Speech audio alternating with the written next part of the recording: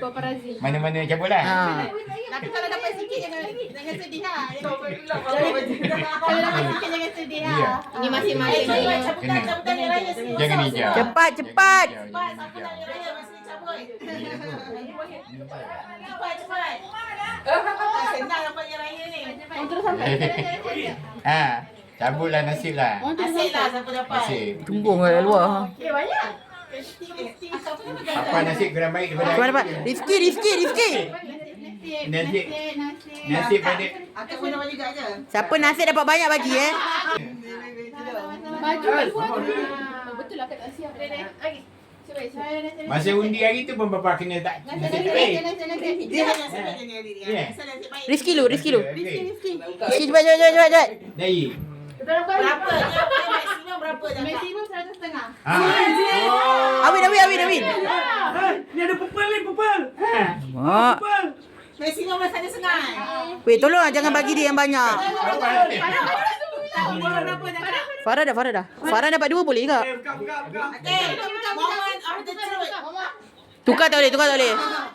Okay, moment of truth. 1, 2, 3.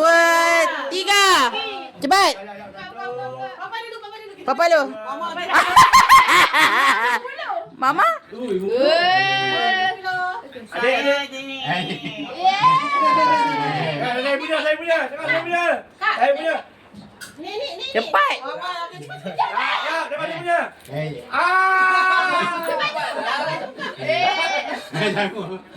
Siapa pas satu setengah tu?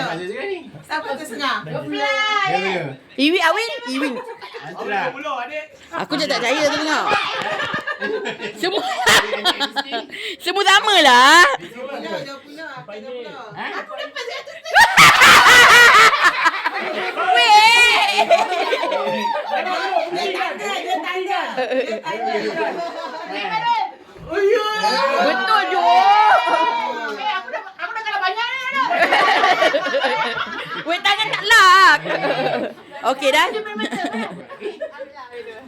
kasih, Angah. Terima kasih, Angah. Kesian dia. Ada dia feeling sekali dalam tu.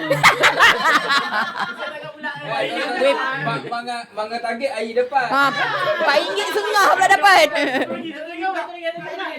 Cek. Cek. Baik ni Acik tak tarik tu. Baik ni Acik tak tarik. Satu setengah dia dapat. Berapa? Balik. Total loss RM25.5. Ni campur ni. Okey.